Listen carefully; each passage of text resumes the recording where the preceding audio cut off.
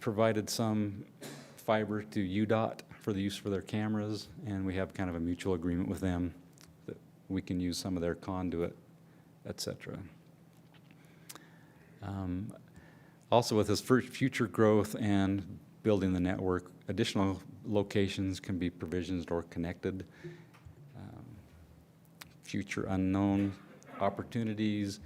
And then one of the questions that the review board had was the potential revenue down the road, if it would be cost beneficial to have the city own the network and have the potential of earning some revenue down the road. The 5G network has been implemented to some various degrees of success in the country, but that could be coming, and there's a potential that the city could lease fiber to 5G providers, and there could be other potential revenue down the road. Here's kind of a summary of the vendors and their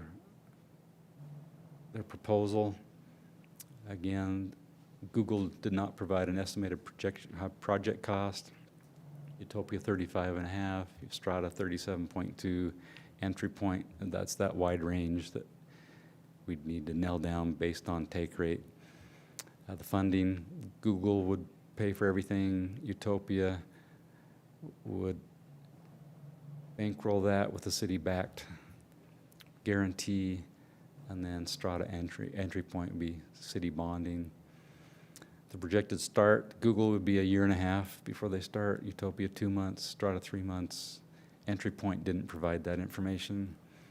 The project completion, 12 months, 3 years, 3 years, 3 years. And then the cost comparison. And I think both Strata and Entry Point indicated that once the original installation cost was paid, then the citizens would reap the benefit and be able to considerably lower that monthly rate. OpenISP, Google no, Utopia yes, others yes. Dedicated circuits, no for Google, yes for everybody else. And then the final thing was the installation method, micro-trenching, Utopia underground drilling, Strata.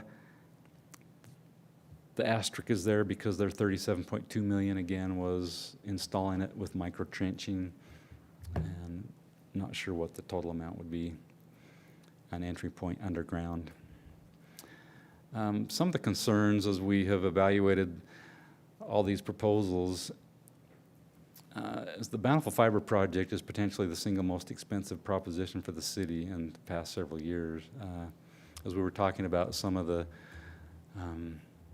power plant and substation costs and tens of millions of dollars there, but still we're looking at 30 to 50 million or whatever that might be. It also has a potential of 50 plus year service potential. I don't know who has proven how long fiber will actually last, but there's no wear and tear on it, and I don't know if it just disintegrates. I don't even know who's proven that yet, but it could be a very, very long-term solution. And then again, as we potentially charge on the Strata format, it showed $17 a month for maintenance. That would also go to an infrastructure replacement process or program. And so potentially that'll just keep paying for repairs and replacements. Research and consultation on other projects has been careful and deliberate, considering the water treatment plant, power substations, other city buildings. And going through this RFI process, we have identified other areas of concern that we don't have expertise in: federal and state regulatory requirements, FCC requirements, 911 requirements. If somebody runs a UMA or Magic Jack telephone at home through their internet service, what kind of Annie Alley or name and location information would be sent to the to the dispatch center if they were to call from their location. That's just a few minor concerns. So our recommendation is to contract. Alan, Yes. can I jump in here Yes. maybe for a minute? Yes. In the midst of this process, as you might imagine, we weren't just talking with the providers. We were getting what I would call their best face, their sales pitch. We've been talking with everyone that we know that has gone through a similar process, and a lot of people we didn't know that have gone through similar processes to get their experience, why they chose a certain vendor over another one, and who they worked with. And one of the groups that we talked to was Lehigh City, who told us that they were considering various options. They're further ahead in this process than we are, and that they were working with a vendor or a consultant who helped them figure out what the actual costs of their system would be if they were to put it in. That's Magellan that we're about to talk about.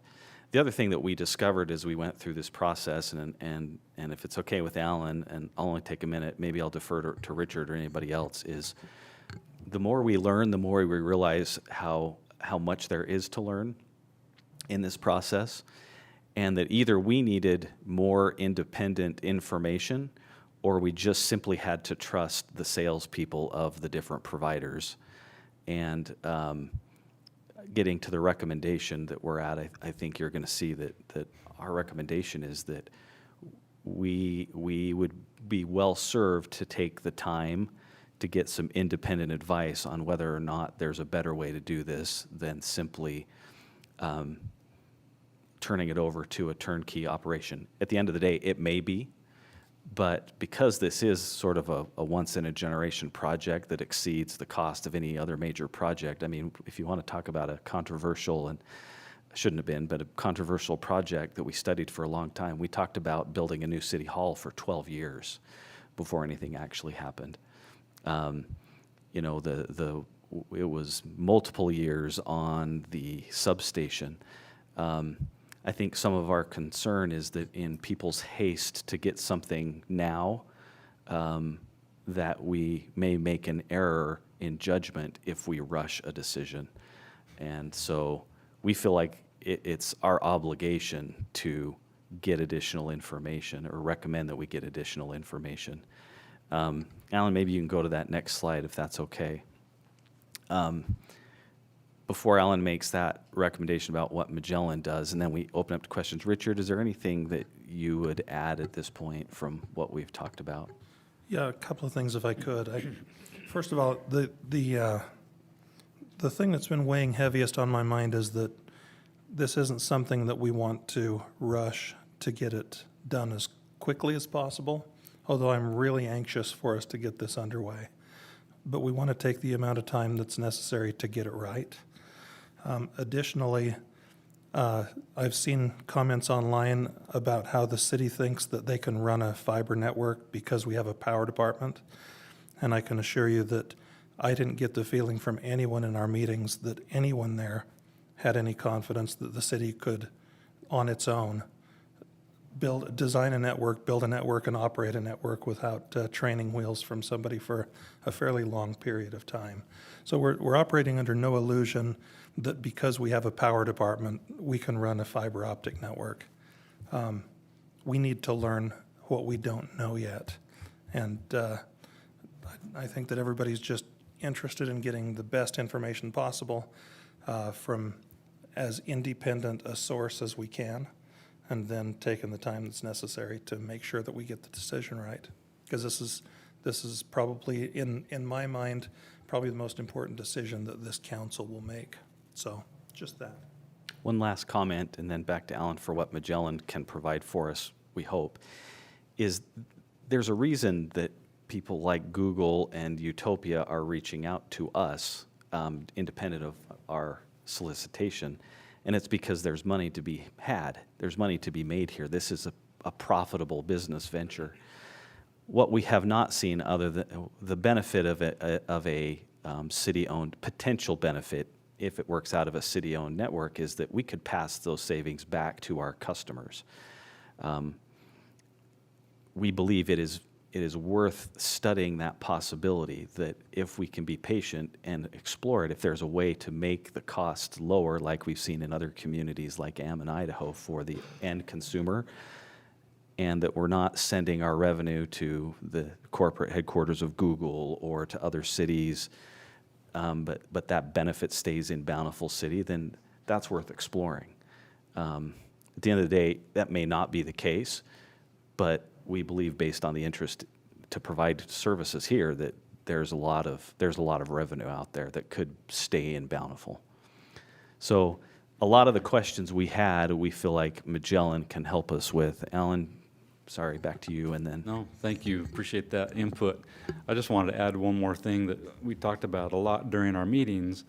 Several of us went into this process, I did, with an expectation that we were going to pick one particular vendor.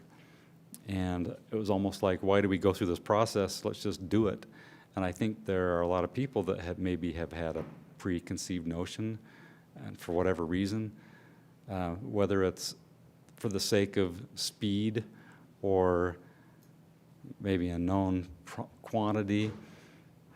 I think those 4 vendors that we've narrowed it down to, obviously the Google Fiber and Utopia are the provider-owned and operated choices, and then the Strata and the Entry Point are the city-owned providers, the ones that would be a partnership for the city. And that's the reason I went in thinking we'd make a decision quickly and we'd be done. We'd start right now. But based on the information that we have seen and some of the real actual experiences of other cities, I've stepped back and decided I think this would be the best way to go, is at least evaluate, get Magellan to come in, and the broadband regulatory analysis, market analysis, study the benefits to the city. I mean, just the list that I made of what benefits there could be to the city. Again, it's not a mutually exclusive list that it's only if the city owns it.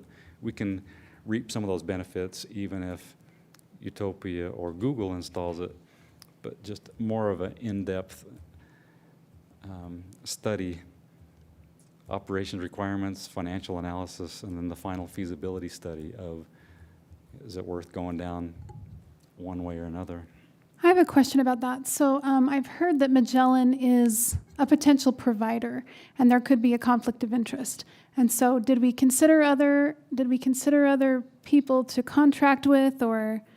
But if you wouldn't mind, I'd be interested in your comments about that.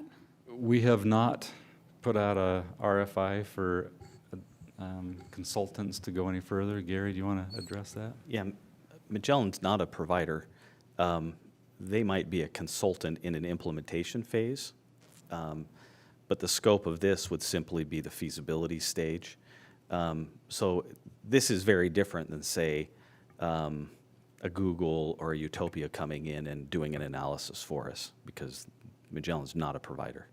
I know they do like design, or I know that they could provide services from what I've heard, but They could do design services, but they wouldn't actually be. I think the concern is there a conflict of interest? Yes. Because they're just going to sell us what they want to do. right. And I think it's a legitimate concern.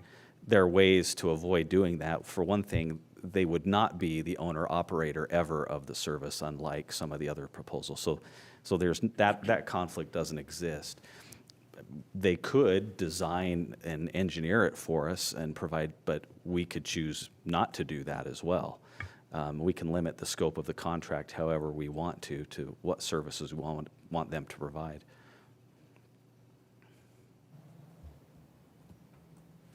Any other questions? So they have worked on 400 projects around the country, including cities, utilities. Their projects include 900,000 homes with fiber, recent contract with Lehigh, other projects, Boulder, Colorado, Hillsborough, Oregon, Tennessee Valley Authority. their time frame, they estimate that 6 months to complete the analysis, including workshops and presentations. So they'd be coming and meeting with the review team, possibly the council, giving updates regarding what they're learning, and then give a final feasibility study report. And the cost is $67,500, which would be about 0.1% of the entire project. Alan, does this current proposal from Magellan include engineering services? Or does it stop short of engineering and design? I believe that's included conceptual design and cost estimates. So my next question would be for Lloyd then. Lloyd, is it often from an engineering perspective that that we would have a consultant provide conceptual designs in a different realm of city purchasing, like for roads or design of a building, versus holding that portion of engineering and design out for a second RFP to ensure it was competitively bid?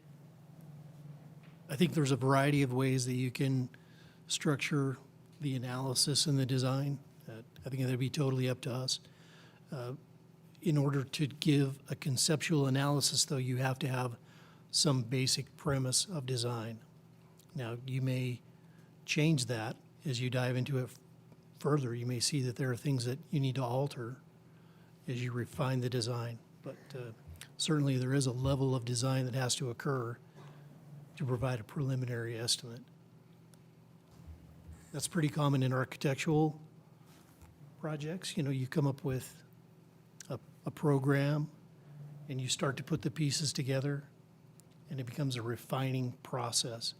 It's not until you have a real concept that everybody buys in on that you start to move to the final design documents. And I see this as a very similar process to, say, the design for the remodel of City Hall, even though we're talking about cables and light instead of hammers and nails. So, unless you have a follow-up to your question, so in layman's terms, the engineering is needed to project what the final infrastructure will be. Yeah, you have to have some basic assumptions. Okay, thank you.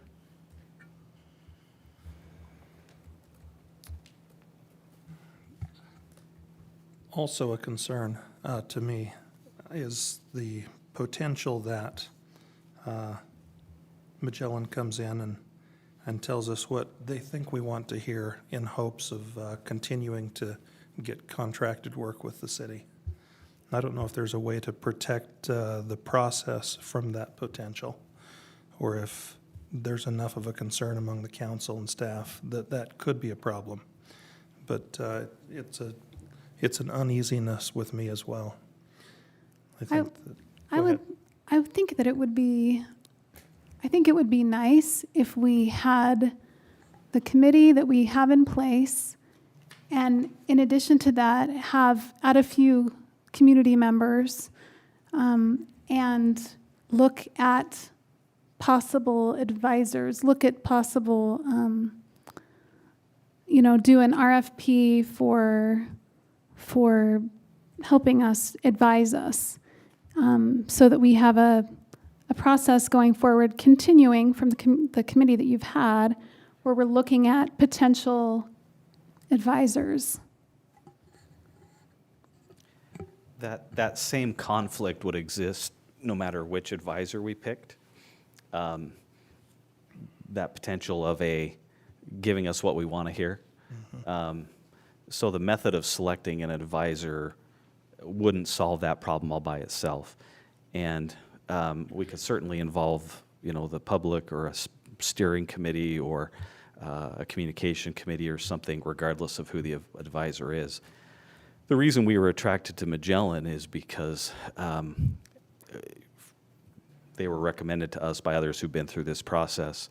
They seem to have a lot of experience, and I don't know that we're going to, I guess it would just delay the project further. An RFP process will probably take us another 6 to 8 weeks to go through, and I'm not sure. Do we know how competitive the price is? do we know?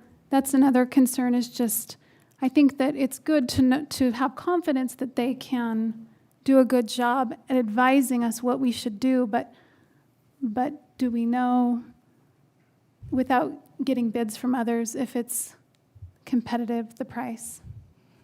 I know we can do surveys. I know we can do surveys for cheaper, but I know that this is more than just the surveys. And so that's another Yeah, thought. this is far beyond the scope of a survey. Right. And to answer your question, no, we haven't done that. We could go solicit bids from others. I think we were all, based on the amount of experience that the review committee has on these kinds of contracts, that we were all pleased with the amount, that this didn't feel exorbitant to us. We're very happy to go do that if the council directs us to do that. I think it is just a question of timing. No concerns from us. Yeah, the price was less of an issue to me than was the 6-month timeline, which is disappointing, and also the already expressed potential conflict, which you rightfully state could be the case with any consultant we bring in. So, as a percentage of the potential project, it seems to be a very fair price. When I think about what we're doing here, and I think about why, like, we want good we want good fiber for our residents, we want good speeds, we want good customer service, we want to be able to get started soon. When I think about what we really want, I think Utopia checks all those boxes. But when I think about, the people who elected us and what they're asking for, to me it seems like we get that with Utopia. But then when I think about how if there was a city-owned option where we would really, over many years, reap the benefits and save our residents money, that's, to me, a long-term reason to just at least consider a city-owned network. And so I think that it's worth a study, and like Richard said, I definitely don't want to rush. We want to get it right. If we're spending millions of dollars, whoever's spending millions of dollars, we want to get it right. So whatever we do moving forward, I would like to just see the committee. I appreciate the committee's work. I know you've put in many, many hours, and I would love to just see a few community members that are invested to be involved in that committee going forward. And I talked to Lehigh today, and they said that Magellan was good to work with. They said that the one thing they would say is that it's helpful to just have people on your city's side who are very educated. And I know that there are educated people in the community that are experts at this kind of thing, that are willing to give their time and serve on a committee to help us as we move forward. So I would just like to see some people like that added to the committee that can help us as we move forward. Would you exclude members of the Bountiful for Utopia Facebook page? I mean the Bountiful for Fiber Facebook page, No. pun intended. Because that site has not expressed a lot of impartiality about, in fact, it's been a very strong lobbying arm. I feel like if we wanted to invite some members of the community, we could ask them to submit applications, we could do interviews, we could make sure that they are invested in a positive way toward helping us reach our goal, which is to have the best fiber for Bountiful that we can. Our time is up. We're at 7 o'clock. I think it's time we quit our work session. Alan, thank you for the presentation. We'll be voting on this later during our council meeting. Potentially. I guess, just to comment on that, the purpose of putting the Magellan contract on the agenda was because you can't move forward unless something's on the agenda. If the council doesn't want to take action tonight, if you want to discuss this further, we're happy to take all the time and answer all the questions you want. So, don't feel pressure one way or another that way. But that would be a good time to continue the conversation when we get to that point on the agenda. So. That's item number 12 on the agenda. We can discuss that later. I'd like to close this. Alan, thank you very much. thank you for the opportunity to hear from the city and from the staff. I appreciate what you're doing, and thank you for being here. We will conclude this work session, and in 5 minutes, we will start our regular city council. Thank you.